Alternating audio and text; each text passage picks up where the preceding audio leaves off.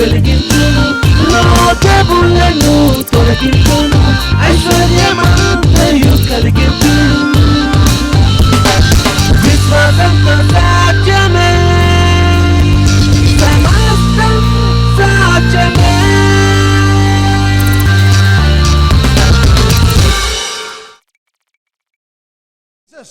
యేసు చెప్పాడు, all the laws can be summed up in one or two. అయితే ధర్మశాస్త్రం మొత్తం కూడా ఒక రెండు మాటలు మనం చెప్పవచ్చు అన్నాడు. In Matthew chapter 22 మత్తయి సువార్త 22వ అధ్యాయంలో and verse 37, Jesus said, "Thou shalt love the Lord thy God with all thy heart, with all thy soul, and with all thy mind. This is the first and the great commandment, and the second is like unto it, thou shalt love thy neighbor as thyself. On these two commandments hang all the law and the prophets." 37వ వచనం, అందుకు ఆయన నీ పూర్ణ హృదయంతోను నీ పూర్ణ ఆత్మతోను పూర్ణ మనసుతోను నీ దేవుడైన ప్రభువును ప్రేమింపవలెను అన్నది ఇది ముఖ్యమైనది, మొదటిదైన ఆజ్ఞ. నిన్ను వలె నీ పొరుగు వారిని ప్రేమింపవలెను అను రెండవ ఆజ్ఞ దాని వంటిదే. ఈ రెండు ఆజ్ఞలు ధర్మశాస్త్రం అంతటికి ప్రవక్తలకును ఆధారమై ఉన్నదని చెప్పాను. Love the Lord thy God with all thy heart, with all thy soul, with all thy mind, and the second is an offshoot of it, which says love thy neighbor as thyself. నీ పూర్ణ హృదయంతో నీ పూర్ణ ఆత్మతో నీ పూర్ణ మనసుతో నీ దేవుడైన యెహోవాను ప్రేమించవలెను, అలాగే నిన్ను వలె నీ పొరుగు వారిని కూడా ప్రేమించాలి. On these two commandments all the laws and the prophets hang. ఈ రెండు ఆజ్ఞల్లో ఈ ధర్మశాస్త్రం అంతగా ఆధారపడి ఉంది, ప్రవక్తలు ఆధారపడి ఉన్నారు. If this is in place in my life, నా జీవితంలో గనుక ఇది ఉన్నట్లయితే I have fulfilled all the law. ధర్మశాస్త్రం అంతా నేను పాటించిన వాడినే. This gives you the capacity to work in the love and light of God's word. దేవుని వాక్యంలో ఉన్నటువంటి జీవనంలో నడవడం కోసం ఇది నీకు సహాయం చేస్తుంది. So this is my conclusion. కాబట్టి ఇది నా ముగింపు అయినది ఇక్కడ. The active love of God in man's heart అయితే మానవుని హృదయంలో క్రియాత్మకంగా ఉండేటువంటి ప్రేమ అనేది is what empowers you to be free from the curse of the law. ధర్మశాస్త్రం యొక్క శాపం నుంచి నువ్వు విమోచించబడడం కోసం నీకు శక్తినిస్తుంది. What redemption does, అయితే విమోచన ఏం చేస్తుంది అనగా creates your spirit. నీ ఆత్మను తిరిగి సృష్టిస్తుంది. It energizes your spirit man. నీ ఆత్మ పురుషునికి బలాన్ని చేకూరుస్తుంది. Divine nature. దైవికమైన స్వభావముతో. That the fruit of the spirit that is mentioned in the Bible may manifest in your life. బైబిల్లో రాయబడినటువంటి ఆత్మ ఫలాలు నీ జీవితంలో కలగడం కోసం చేస్తుంది. Of which love is one. అయితే దానిలో ప్రేమ అనేది ఒకటై ఉన్నది. It is redemption that energizes your spirit with divine nature. దైవికమైన స్వభావంతో నీకు స్వభావానికి ఇచ్చేది ఈ విమోచన మాత్రమే. So we can work in divine light. అయితే దైవికమైనటువంటి జీవంలో నువ్వు నడవగలుగుతుంటావు. Love is God's nature. ప్రేమ దేవుని స్వభావం అయి ఉన్నది. When you are saved, నువ్వు రక్షించబడ్డప్పుడు your spirit man నీ ఆత్మ పురుషుడు is imbibed or inbuilt నువ్వు నిర్మించబడ్డాడు with divine nature. దైవికమైన స్వభావంతో. So you can walk in the love of God. నువ్వు దేవుని ప్రేమలో నడవగలుగుతావు. Thereby being free from the curse of the law. తద్వారా ధర్మశాస్త్రం యొక్క శాపం నుంచి విమోచించబడతావు. Can you see how God gave you the remedy? ఆ దేవుడి దాని వరకు మార్గాన్ని ఇచ్చాడు. He gives you divine nature, దైవికమైన స్వభావాన్ని ఇస్తున్నాడు ఆయన which నీకు. produces love. దాని ద్వారా ప్రేమ వస్తుంది. And this love for God దేవుని పట్ల ఉన్న ఈ ప్రేమ అనేది enables you to love him with all your heart, with all your mind, with all your soul. నీ పూర్ణ ఆత్మతో పూర్ణ మనసుతో పూర్ణ హృదయంతో దేవుని ప్రేమించడం కోసం సామర్థ్యం ఇస్తుంది. And to love your neighbor. నీ పొరుగువారిని ప్రేమించగలుగుతావు. By doing this you're keeping the law. ఇలా చేయడం ద్వారా ధర్మశాస్త్రం మొత్తాన్ని పాటిస్తున్నావు నీవు. Outside the purview of the curse of the law. ఆ శాపం యొక్క ధర్మశాస్త్రం యొక్క శాపం నుంచి వేరుగా ఉంటావు నువ్వు. అప్పుడు we looked at the curse of the fall of man. మానవుని పతనం యొక్క శాపాన్ని చూసాము. We saw the curse of the law. ధర్మశాస్త్రం యొక్క శాపాన్ని చూసాము. I want to now take you into another very important area. మరో ప్రాముఖ్యమైన ప్రాంతానికి మిమ్మల్ని నడిపిస్తున్నాను ఇప్పుడు. The reason for man's calamity, మానవుని ఆపదలకు ఉన్నటువంటి కారణం, called the curse of idolatry. అది విగ్రహారాధన అనే శాపమని పిలువబడుతుంది. The curse of idolatry. విగ్రహారాధన శాపం. Listen to me very carefully, because this could be the reason why many of you are still struggling. మీలో చాలా మంది ప్రయాసపడడం కోసం ఇది కారణం కావచ్చును. చాలా జాగ్రత్తగా వింటూ ఉండండి. Idol worship విగ్రహారాధన is the root cause for most generational curses according to the Bible. ఆ బైబిల్ ప్రకారంగా తరాల తరబడి వస్తున్నటువంటి శాపానికి అది మూల కారణముగా ఉంటున్నది. I'm going to show you from the Bible. Go to Deuteronomy chapter 5 now. ద్వితీయోపదేశకాండం 5వ అధ్యాయం తెచ్చుకుందాం. Now the choice and the decision is yours as to what you will do after you hear this. అయితే ఈ మాట విన్న తర్వాత మీరు ఏం చేస్తారా అనే తీర్మానం మీ చేతిలోనే ఉంటుంది. The Lord, verse 2, the Lord our God made a covenant with us in Horeb. అయితే దేవుడైన యెహోవా హోరేబులో మనతో నిబంధన చేశాను. Now listen to me now. జాగ్రత్త వినండి. ఇప్పుడు God is talking about a covenant relationship. నిబంధన సంబంధం గురించి దేవుడు ఇక్కడ మాట్లాడుతున్నాడు. Every born again person or everyone that claims to be born again has entered into a covenant with God based on the blood of Jesus Christ. తిరిగి జన్మించిన ప్రతి ఒక్కరు, నిబంధనలు వచ్చినటువంటి ప్రతి ఒక్కరు కూడా యేసుక్రీస్తు రక్తంతో చేయబడినటువంటి ఆ నిబంధనలకు రావడం జరిగినది. Bear that in mind now as we continue to read. తన మనసులో ఉంచుకోనండి ముందుకు వెళ్తుండగా. Verse 6. 6వ వచనం చూడండి. I am the Lord thy God which brought thee out of the land of Egypt from the house of bondage. ఆ దాసుల గృహమైన ఐగుప్తులో నుండి నిన్ను రప్పించినటువంటి దేవుడను నేనే. Thou shalt have none other gods before me. నేను తప్ప వేరొక దేవుడు నీకు ఉండకూడదు. Thou shalt not make thee any graven image or any likeness of anything that is in heaven above or that is in the earth beneath or that is in the waters beneath the earth. పైనున్న ఆకాశం అందే కానీ క్రిందున్న భూమి అందే కానీ భూమి క్రిందున్న నీళ్ళ అందే కానీ ఇండు దేని పోలికనైనా విగ్రహమునైనా నువ్వు చేసుకొనకూడదు. Thou shalt not bow down thyself unto them nor serve them, for I the Lord thy God am a jealous God, visiting, underline this, visiting the iniquity of the fathers upon the children unto the third and fourth generations of them that hate me. అయితే వాటికి నమస్కరింపకూడదు, వాటిని పూజించకూడదు. నీ దేవుడని యెహోవా నాకు నేను రోషము గల దేవుడను, నన్ను ద్వేషించే వారి విషయంలో 3-4 తరముల వరకు తండ్రుల దోషమును కుంభాల మీదకి రప్పించు దేవుడనై ఉన్నాను. Idol worship, విగ్రహారాధన, this is what God says. దేవుడు చెప్తున్న మాట I ఇది. will visit the iniquity of the fathers upon the children even unto the third and fourth generation. 3-4 తరముల వరకు తండ్రుల దోషమును కుమారుల మీదకి రప్పించుదును. The curse of idolatry విగ్రహారాధన శాపం అనేది doesn't stop with the idolater. అయితే విగ్రహారాధనతో మాత్రం ఆగిపోదండి. It continues to the generations after, even unto the third and fourth generation. విగ్రహారాధన చేసిన వ్యక్తి మాత్రం ఆగిపోదు కానీ 3-4 తరముల వరకు కొనసాగించబడుతుంది. It keeps ravaging the lives of the people ఆ ప్రజల యొక్క జీవితాన్ని అస్తవ్యస్తం చేస్తూ ఉంటుంది అది, until covenant people show up in the family to break the hold. అయితే దాన్ని రద్దుపరచడం కోసం నిబంధన ఒక వ్యక్తి ఆ కుటుంబంలో లేవనెత్తబడినంత వరకు. So if there is no man or woman with a covenant in the family, ఆ కుటుంబంలో నిబంధన కలిగినటువంటి ఏ పురుషుడు స్త్రీ that లేకపోతే curse will continue to operate. ఆ శాపం అలాగే పనిచేస్తూ ఉంటుంది The కుటుంబంలో. subject of the curse of idolatry అయితే విగ్రహానికి సంబంధించినటువంటి ఈ అంశం అనేది is covenant. అది నిబంధన. You know what God is saying? దేవుడు ఏమంటున్నారు తెలుసా? I am married to you.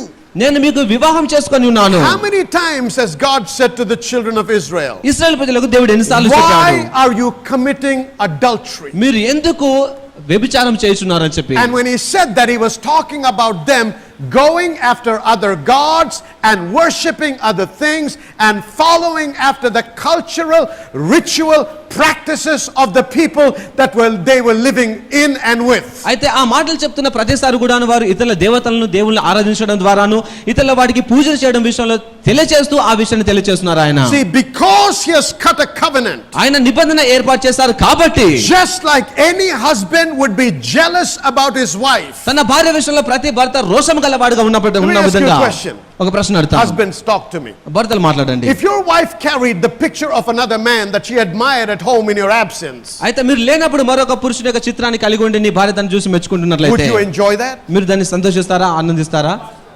But you can't say that if you're not yet married, because she has the right. అతనికి హక్కు ఉంది కాబట్టి వివాహం కాకపోతే మీరు వాళ్ళు చెప్పలేదు, తిరస్కరించలేరు. Is that correct? నిజమేనది. But once you're married, వివాహం కాగానే you have entered into a covenant. ఒక నిబంధనలోకి నువ్వు ప్రవేశించావు. Whatever relationships and attractions you had for anybody else, ఎవరి పట్ల నువ్వు ఎలాంటి ఆకర్షణ కలిగి ఉన్నాను కూడా will సంబంధం have కలిగి to ఉన్నాను కూడా cease on the day you say, I am committed to you for the rest of my life. నా జీవితాంతం నీకు సమర్పించుకొని ఉన్నానని చెప్పిన దినమున ఆ సంబంధం నుంచి నువ్వు బయటకు Because you're రావాలి. making a commitment and you're making a vow. నువ్వు ఒక ఒప్పందం చేసుకుంటున్నావు, ఒక నిబంధన చేసుకుంటున్నావు. Is that నువ్వు. correct? నిజమేనా?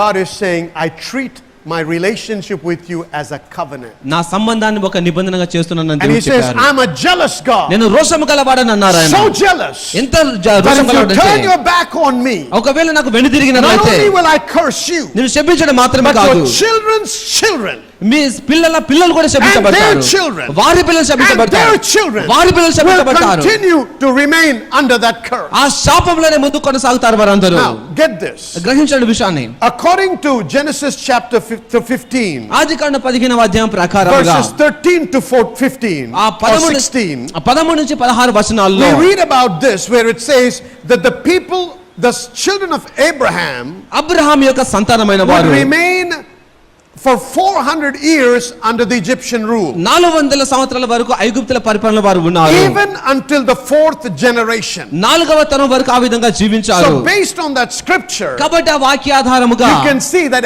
each generation is 100 years. కాబట్టి ఒక తరానికి 100 సంవత్సరాలు మనం అర్థం So చేసుకుంటాం. this can affect you for hundreds of years. కాబట్టి 100 సంవత్సరాల తరబడి నీకు ప్రభావితం కలిగి ఉండవచ్చు. 4 generations means 400 years. 4 తరాలు అనగా 400 సంవత్సరాలు అయ్యున్నవే. Church, సంగమా, I am positive నేను అనుకూలంగా that there are మాట్లాడుతున్నాను. people here today ఇక్కడ ఉన్న వారిలో కొంతమంది who are under certain pressures and going through calamities in their life వారి జీవితంలో ఒత్తిడిని లేకుండా విపత్తులు అనుభవిస్తున్న వారు that ఉన్నారు. they are not aware of and they don't know why. అయితే ఎందుకో తెలియదు, ఆ కారణం కూడా తెలియదు వారికి. It is a visitation of God's judgment that came upon your lineage that needs to be consciously broken. అయితే నీ తరంలో వస్తున్నటువంటి దేవుని యొక్క శాపం రోషం తొలగించబడడం కోసము ఒక రద్దుపాటు అనే ఒక రద్దు జరగాలి. Matthew chapter 4 and verse 10. మత్తయి సువార్త 4:10 వచనం చూడండి. Jesus answering the devil says, యేసుక్రీస్తు అపవాదితో మాట్లాడుతున్నారు. Him alone, that is referring to God, shall you worship. ఆయనను మాత్రమే సేవింపవలెను అని దేవుని గురించి మాట్లాడుతున్నారు ఆయన. God cannot stand adultery. ఇక వ్యభిచారం విషయంలో దేవుడు ఎంత మాత్రం కూడా Going to సహించరు. God and also going to somebody else. అయితే దేవుని దగ్గర వెళ్ళి అలాగే మరొకరి దగ్గర వెళ్ళడం దేవుడు సహించరు. Elijah the prophet said, ప్రవక్త అయిన ఏలియా How సెలవిచ్చారు, long will you be between two opinions? అయితే రెండు తలంపుల మధ్య మీరు ఎంత కాలం నివసించదురు? If God be God, then worship God. అయితే దేవుడు నిజమైన దేవుడైతే ఆయన ఆరాధించండి. If Baal be God, then worship him. అయితే బయలు దేవుడైతే ఆయనను మీరు ఆరాధించండి. Today you have to make a decision. అయితే ఈ రోజు మీరు తీర్మానం చేసుకోవాలి. If you say you are a child of God, నేను దేవుడి బిడ్డని మీరు and చెప్తున్నట్లయితే, you are a son of God, నేను దేవుడి కుమారుని and అంటున్నట్లయితే, you are a Christian, నేను క్రైస్తవుని then అంటున్నట్లయితే, every other link with any other form of religion or any other form of relationship with any other God has to come to an end. అన్ని రకాల మతాలతోనూ అన్ని రకాల దేవతలతోనూ విగ్రహానికి సంబంధించిన అన్ని విషయాల నుంచి ఆ సంబంధం నుంచి మీరు బయటికి రావాలి. Exodus chapter 20 verses 3 to 5, he says, I am a jealous God. నిర్గమకాండ 20:3 నుంచి 5 వచనాల్లో చెప్తున్నాడు, నేను రోషము కలవాడను అని. Turn with me to Isaiah chapter 8. యెషయా గ్రంథం 8వ అధ్యాయం తెరుచుకుందాం. I want to show you something that is fearful. చాలా భయం కలిగించే విషయాన్ని మీకు చూపిస్తాను ఒకటి. Remember, church, God is a God of love, దేవుడు ప్రేమ కలిగిన వాడు సంగమా, but God is a God of justice. కానీ దేవుడు నీతి కలిగినటువంటి వాడు. His love will not condone sin.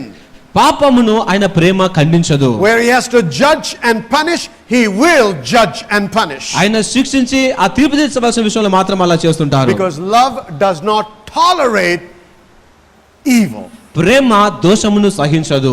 Verse 11 of chapter 8. 8వ అధ్యాయం 10వ The Lord వచనం. spoke to me with his strong hand upon me, warning me not to follow the way of this people. ఈ జనుల మార్గమును నడవకూడదని యెహోవా బహుబలముగా నాతో చెప్పి ఉన్నాడు. Do not call conspiracy everything that these people call conspiracy. అయితే ఈ ప్రజలు ఏదైతే బందుకట్టు కలిగి ఉన్నారో దానిలో మీరు Do not fear what they fear, వారు భయపడడానికి భయపడకూడి, and do not dread it. దాన్ని బట్టి దిగులు పడకూడి. The Lord Almighty is the one you are to regard as holy. అయితే పరిశుద్ధుడైనటువంటి ఆ దేవుని మాత్రమే నువ్వు He is the ఆరాధించాలి. one you are to fear, and he is the one you are to dread. మీరు భయపడవలసిన వాడు ఆయనే, ఆయన కోసమే మీరు దిగులు పడవలెను. Verse 19. 19వ వచనం When చూడండి. men tell you to consult mediums and spiritists who Appudu. whisper and mutter, should not a people inquire of their God? Why consult the dead on behalf of the living? To the law and to the testimony, if they do not speak according to this word, they have no right, they have no light of dawn. Distressed and hungry, mark those words, distressed and hungry, they will roam through the land. When they're famished, they will become enraged, and looking upward will curse their king and their God.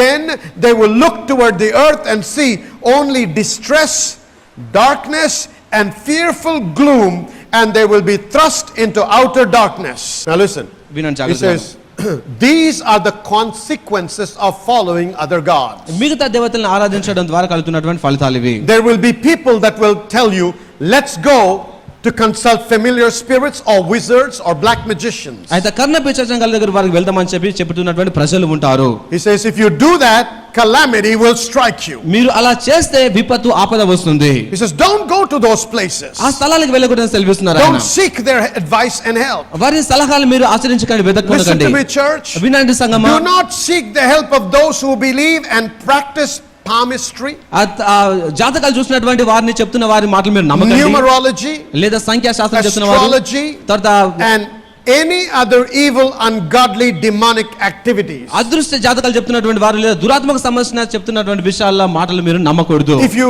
look at Deuteronomy chapter 12 verse 29 to 31, ద్వితీయోపదేశకాండ 12వ అధ్యాయంలో 29 నుంచి 30 వచనాలు చూసినట్లయితే, and chapter 17 verses 3 to 4, అలాగే 17వ అధ్యాయంలో 3 నుంచి 5 వచనాలు God is చూస్తాం. warning his people and says, don't worship the sun, the moon, the stars and the heavenly hosts. అచ్చా సూర్యుని గాని చంద్రుని గాని నక్షత్రం గాని మీరు ఆరాధించకూడదు అని దేవుడు తెలియజేస్తున్నారు But అక్కడ. yet there are many Christians that go around saying, I am Cancer, I am Leo, I am this, I am nonsense. అయితే చాలా మంది క్రైస్తవులు మాత్రం నేను ఒక తేలునై ఉన్నాను, నేను ఒక వృశ్చికంనై ఉన్నాను అని చెప్పి చెప్తున్నారు వారు. You are not that, you are a son of God. నువ్వు అలాంటి వ్యక్తివి కాదు కానీ నువ్వు ఒక దేవుని కుమారుడు అయి The ఉన్నావు. stars, the moon and the sun do not control your life. నక్షత్రములు కానీ చంద్రుడు కానీ మీ జీవితమును పరిపాలించునవి కావు. In Deuteronomy chapter 18 ద్వితీయోపదేశకాండ 18వ అధ్యాయంలో verse 9 through 12, 9 నుంచి 12 వచనాల్లో he says, don't do these things. ఈ కార్యములు చేయకూడదని సెలవిస్తున్నారు. Do not observe times. మీరు సమయములు కాలములు There పాటించకూడదు. are people in the body of Christ, or they call themselves Christian. క్రైస్తవులను పిలువబడుతున్నటువంటి కొంతమంది They will look if they have to do something. వారు ఏమైనా కార్యం చేయాలనుకుంటే What is a good day? మంచి దినం మీద What is the చూస్తుంటారు. time? ఏది సమయం? It is 9:36 and a half. That's when you have to go in. 9:36 ఆ విధంగా ముందుకు Are వెళ్ళాలనుకుంటారు. you a fool? నువ్వు ఒక వెర్రివాడివా? I said, are you a fool? Are you a child of God or not? నువ్వు దేవుడి బిడ్డవా కాదా? నువ్వు వెర్రివాడిగా There ఉన్నావా? is a basic question you have to answer. నువ్వు సమాధానం చెప్పాలి ఈ ప్రధానమైన ప్రశ్నకి. How can you consult timings and days? ఏ విధంగా నువ్వు మంచి శుభ సూచకల కోసం గడియల కోసం ఎదురు చూడగలుగుతావు? When we walk in, మనం we వెళ్తున్నప్పుడు usher the kingdom of God. దేవుని రాజ్యంలోనికి మనం వెళ్తున్నాం. Everything of the devil has to cease. అపవాదికి సంబంధించిన ప్రతిదీ కూడా ఆగిపోవాలి. It may be a bad time for them, అయితే వారికి అది చెడు సమయం but కావచ్చును. my God can turn what is bad into good. అయితే నా దేవుడు కీడును మేలుగా మార్చగలిగిన వాడై ఉన్నాడు. God has authority over times. దేవుడు కాలాలపైన అధికారం కలిగి God has ఉన్నాడు. authority over days. తర్వాత రోజులపైన దేవుడు అధికారం కలిగి And ఉన్నాడు. the man of God said, దైవజనుడు సెలవిచ్చారు, stand still, you son. మీరు నిలకడగా నిలబడి ఉండు And కుమారుడా. don't move from the valley of Edgelon. ఎంత మాత్రం ఇక్కడి నుంచి ఈ లోయ నుంచి నువ్వు కదలకూడదని సెలవిచ్చారు. Time was frozen. ఎందుకనగా సమయం ఆగిపోతుంది. Days were frozen. ఆ దినములు ఆగిపోతున్నాయి. Nights were frozen. రాత్రులు కూడా ఆగిపోయాయి. I want you to know అయితే మీరు తెలుసుకోవాలి, that as a son of God, ఒక దేవుడి you కుమారుడిగా have authority over days and nights and timing. రోజులపైన రాత్రులపైన సమయపైన నువ్వు అధికారం కలిగి ఉన్నావు. Don't observe timing. కాబట్టి కాలాలు పాటించకండి. Don't go to the enchanters and the witches, ఆ కర్ణ పిశాచగల వారి దగ్గరికి మంత్రజ్ఞుల దగ్గరికి వెళ్ళకండి. charmers and consulters of familiar spirits. ఆ ఆత్మలను చూసి ఆత్మలు వివేచించే వారి దగ్గరికి వెళ్ళకండి. All that do these things, ఈ కార్యములు చేసేవారు అందరూ if you are involved in these things, ఈ కార్యాలను పాల్పంచుకుంటున్నట్లయితే God says you are an abomination unto me. నువ్వు దేవునికి హేయమైన వ్యక్తివి అని దేవుడు సెలవిస్తున్నారు. You know what the word abomination means? ఇక హేయమైన మాట తెలుసు, అర్థం తెలుసా మీకు? God hates you. దేవుడు ద్వేషిస్తారు. Not a nice place to be in. మంచి స్థలం కాదది. I said it's not a nice place to be where God hates you. అయితే దేవుడు ద్వేషించడం మంచి విషయం కాదండి. It means detest, అనగా అయిష్టమైన విషయం అది. intense aversion. అనగా తిరస్కరించే విషయం అది. Church, please listen. వినండి సంగమా. In the name of culture ఈ సంస్కృతి అనేటువంటి and the విషయంలో, excuse of culture, ఈ సంస్కృతి అనే సాకులో many so-called Christians క్రైస్తవులను పిలువబడుతున్న వారు అనేకులు believe, practice and get involved వారు నమ్ముతున్నారు, క్రియల్లోకి వెళుతున్నారు, in practices that are abominable to God. దేవునికి హేయమైనటువంటి క్రియల్లోకి వెళుతున్నారు. In the church today, అయితే ఈ రోజుల్లో సంఘములోను there are several people that follow, fear and observe vastu. అనేక మంది కూడా వాస్తుకు భయపడి దానిని పాటిస్తున్న వారుగా ఉంటూ ఉన్నారు. Can I get an amen? Amen. Pastor, this brother's name is Mr. Samuel, and he had severe stomach ache, and he was actually thinking that it was appendicitis. But then last week when you released the word, he was instantly healed. But he didn't come up the last week, but now he came here to testify for the glory of God that he is completely and totally delivered by the power of God. Come on, let's celebrate the name of hallelujah Jesus. Celebrate the name of Jesus. ఆమేన్ హల్లెలూయా ఆమేన్. ఈ సహోదరుడు కొంతకాలంగా తనకి కడుపులో విపరీతమైన నొప్పి ఉండేది. అదే సమస్య మేబీ బహుశా అపెండిక్స్ కావచ్చు అని చెప్పి తను బాధపడుతూ భయపడుతూ ఉన్నారు. పోయిన వారం తన కొరకు మాట విడుదల చేసినప్పుడు తను విశ్వాసంతో ఈ మాటను పొందుకున్నారు. దేవుడు తనని సంపూర్ణంగా స్వస్థపరిచారు. ఇప్పుడు ధైర్యంగా ముందుకొచ్చే సాక్ష్యం చెప్తున్నారు. గట్టిగా చప్పట్లు కొట్టి దేవునికి మహిమ చెల్లిద్దాం. హల్లెలూయా. Listen to me. వినండి జాగ్రత్తగా. Oh, but Pastor, you don't know Vastu is a science. Pastor గారు వాస్తు అనేది ఒక సైన్స్ అండి. Shut up. I said, shut up. It's not science. అది సైన్స్ It కాదండి. originates from another culture, another religion, another whatever, but it is not of God. మరొక సంస్కృతి నుంచి మరొక మతం నుంచి వచ్చింది, దేవుడి నుంచి వచ్చినది కాదు అది. The one thing or the one person you fear is God, nobody else. భయపడవలసిన ఒక వ్యక్తి ఎవరనగా దేవుడు మాత్రమే, మరెవరు కూడా కాదు. Oh, but you don't know the winds that come through and pass through this window and go through that door will bring evil into the house. అయితే గాలి ఈ కిటికీలోంచి వస్తుంది, ఆ గుమ్మలోకి వెళ్తుంది, ఇక్కడ వెళ్తుందండి, దాని ద్వారా కీడు కలుగుతుంది. I don't care whether it's Vastu, no Vastu, I got nothing to do with that. ఈ వాస్తు ప్రకారం ఉందా లేదా ఆ Because విషయం when నేను I walk పట్టించుకోను. in, నేను అక్కడ వెళ్ళినప్పుడు I am declaring the kingdom of God. నేను దేవుడి రాజ్యాన్ని ఆ స్థలంలో ప్రకటిస్తున్నాను. I'm dedicating it to the glory of God. దేవుని మహిమ కొరకు దాన్ని ప్రతిష్ఠిస్తాను. That's why when a new house is built, అందుకోసమే కొత్త ఇల్లు కట్టినప్పుడు people say, Pastor should come and pray. ఆ పాస్టర్ గారు ఒకసారి ప్రార్థన చేస్తారా అంటారు వచ్చి. Correct? They want the pastor to come and pray. Pastor గారు వచ్చి ప్రార్థన They చేయాలనుకుంటారు. want them to just finish the religious ritual of reading the word and pray. ఆ వాక్యం చదివి ప్రార్థన చేయడం అనే కార్యాన్ని మామూలుగా But their చేసేస్తారు. belief is not in that. కానీ దానిలో వారి విశ్వాసం లేదు. That's why before the pastor comes, అందుకోసం పాస్టర్ రాకముందు on the slide, అయితే వేరే పక్కన so that చూస్తే the pastor doesn't know, pastor తెలియకుండానే they will get their workers to offer a sacrifice of a lamb or a goat or a chook. ఒక గొర్రెనో లేకుంటే మేకనో కోడినో బలించడం కోసం వారు కార్యం చేస్తారు. Come on, talk to me, somebody. They do this, don't they? అలా చేస్తుంటారు. And then before the pastor arrives, అయితే pastor అక్కడికి రాక మునిపే they boil the milk and mop it up because they don't want him to see it.